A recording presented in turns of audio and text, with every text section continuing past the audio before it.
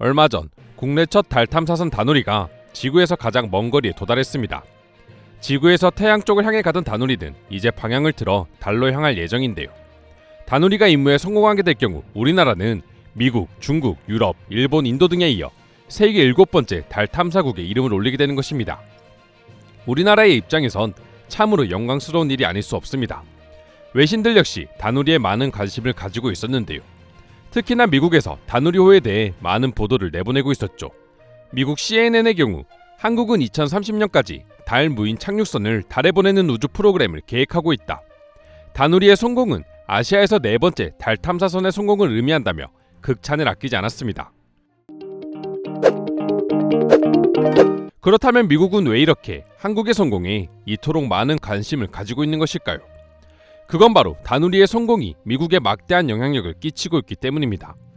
현재 미국은 인간을 다시 달로 보내는 아르테미스 프로젝트에 굉장히 심혈을 기울이고 있습니다. 그리고 다누리를 준비한 한국항공우주연구원은 나사가 아르테미스 계획을 결정하기 몇 년 전에 다누리 프로젝트를 시작했는데요.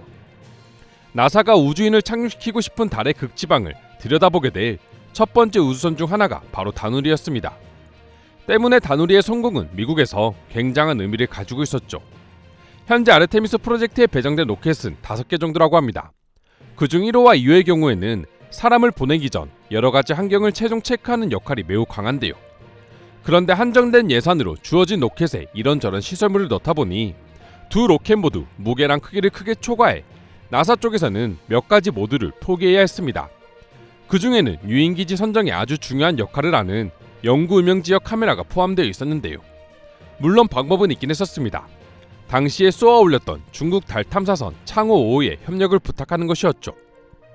하지만 여러분도 아시다시피 중국과 미국의 외교 상황은 최악으로 치닫고 있어서 협력은 너무나 쉽지 않은 일이었습니다. 그런데 그때 미국에게 한 줄기 빛과 같은 소식이 들려왔습니다. 바로 한국에서 달 탐사선 다누리를 쏘아 올리겠다는 계획을 발표한 것입니다. 미국은 불이 났게 한국에 협력을 요청했고 한국 역시 흔쾌히 수락했습니다. 협력의 결과물이 바로 현재 다누리에 장착된 섀도캠이라는 것인데요. 이 섀도캠은 말 그대로 달에서 태양빛이 닿지 않는 극지방 분화구 안에 영구음영 지역을 정밀 촬영하는 역할을 하기 때문에 나사는 다누리를 통해 달의 극지방에 대해 훨씬 더 많은 정보를 얻을 수 있게 되었고 이것은 아르테미스 프로젝트의 성공에 매우 큰 역할을 하게 됩니다. 물론 처음부터 이 과정도 순탄했던 것은 아닙니다. 애초에 다누리의 경우 정해진 연료로 1년가량 활동할 수 있게 550kg급으로 설계되었는데요. 미국에서 간절히 원하는 섀도캠을 탑재하게 한다면 계획된 무게를 초과해 678g이 되어버렸습니다. 우주에서는 무게가 1kg이라도 무거워지면 연료의 효율성이 극악으로 떨어지기에 나사의 제안은 한국의 입장에선 좋은 일이 아니었죠. 그렇다면 왜 한국에서는 굳이 미국을 위해 이런 리스크를 흔쾌히 떠안았던 것일까요? 바로 오랜 시간 집약된 나사의 경험을 빼놓을 수 있었기 때문입니다. 한국이 고민하자 나사 측에서는 몇 가지 정보를 제공해주기 시작했습니다. 기술 유출 때문에 궤적에 대해 직접적으로 말할 수 없으나 연료를 아끼려면 다누리호의 궤적을 태양 쪽으로 좀 틀어야 한다는 힌트를 제공한 것입니다. 그렇게 나사와의 협약을 통해 다누리호는 새로운 궤적을 짤 수 있었고 그 새로운 궤적은 달까지 가는데 4개월 정도로 기존의 설계보다는 훨씬 오래 걸리게 되었지만 연료 소비의 경우 최초로 설계했던 550kg 기준에 비해 무게가 훨씬 무거워졌음에도 불구하고 오히려 도착까지 기본의 설계보다 25% 정도를 아끼게 되었습니다. 연료를 아낌으로써 계획했던 1년 탐사를 넘어 추가 임무까지 가능한 발판을 마련하게 된 셈이죠. 무엇보다 앞서 말한 것처럼 한국이 미국으로부터 연료 최적화 궤적 설계의 경험을 얻었다는 것이 가장 큰 자산이라고 할 수 있는데요. 향후 온전히 우리나라의 기술로 달보다 멀리 있는 천체를 탐사할 때 더 효율적인 운영이 가능해진 것입니다. 하지만 일부에서는 결국 미국의 도움을 받았기 때문에 가능한 일이 아니냐라고 생각하실 수도 있지만 사실 섀도캠의 경우 나사와 한국의 무사한 협력 중 하나일 뿐이고 나사 역시 협력을 통해 한국이 개발한 심우주 안테나를 사용할 수 있게 되었습니다. 태양계 전역의 우주선에 정보를 전달하기 위해서는 한국이 한반도에 구축한 심우주 안테나와 같은 지상 안테나가 굉장히 중요하다고 하는데요. 또한 나사가 개발하려고 노력 중인 우주 인터넷 역량도 한국과의 협력 분야 중 하나라고 합니다. 우주 탐사선과 인공위성 등을 서로 연결해 우주에서 인터넷 서비스가 가능하게 하는 기술 장치인 지연 내성 네트워크를 구축하기 위해선 IT의 강점을 보이는 한국의 도움이 절실한 상황이었습니다. 나사의 우주 탐사 전문가인 구이디 씨는 한국의 강점에 대해 다누리호 관련 협력을 하는 과정에서 한국 측 과학자와 연구자들이 무척 예리하고 상당한 기술적 백그라운드를 가졌다는 점을 느꼈습니다라고 밝혔는데요. 더불어 한국은 매우 인상적이고 뛰어난 기술적 역량을 갖춘 나라로 한국이 우주 산업의 미래 파트너가 되기를 원한다 전했습니다.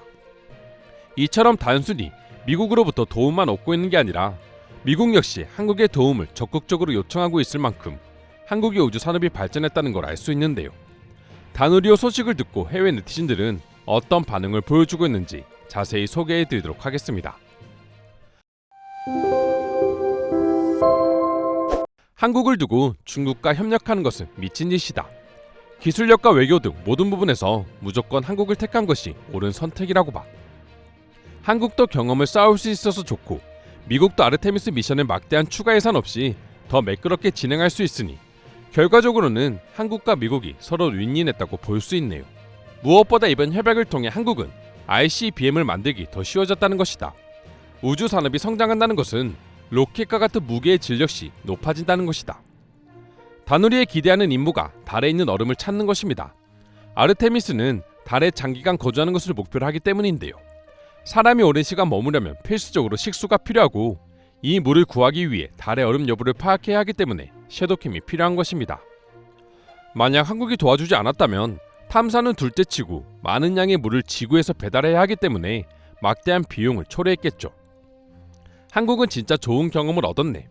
궤도라는 것이 단순히 컴퓨터가 하는 것 같지만 수식을 사람이 만들어야 하니 경험이 매우 중요한데 한국은 그 경험을 공짜로 얻은 것과 다름없다.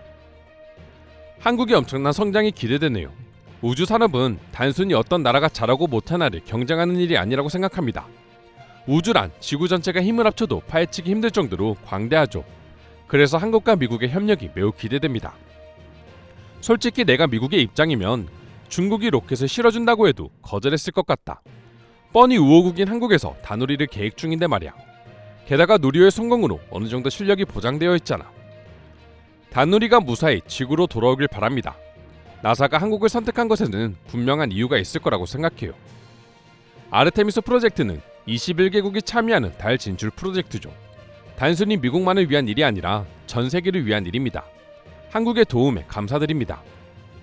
한국과 미국의 아르테미스 협정은 수십 년간 지속될 것입니다. 나사는 달에 장기간 머물 계획을 갖고 있습니다. 이를 위해서는 한국과 전 과정을 함께해야 한다고 생각합니다. 한국이 이렇게나 빨리 발전할 줄은 정말 몰랐네요. 다누리가 보여줄 달의 극지방 모습이 굉장히 기대된다. 하루빨리 지구로 돌아왔으면 좋겠어. 한국은 우주 탐사 경험은 없지만 뛰어난 기술력을 보유한 나라이기에 조금의 경험만 주어진다면 훌륭한 우주 강국이 될 거라고 생각해. 결국 우주 산업도 기술력이 밑바탕이 되어야 하는 일이니까. 그렇기에 얼마 전 누리호의 성공이 매우 뜻깊다고 할 수 있죠. 한국의 입장에서는 다시 없을 경험은 한 셈이니까요. 이상으로 다누리 프로젝트에 대한 외국인들의 반응 살펴보았습니다. 오늘도 끝까지 영상 시청해주셔서 감사드리며 여러분들의 구독과 좋아요는 영상 제작에 큰 힘이 됩니다. 이상 종크TV였습니다.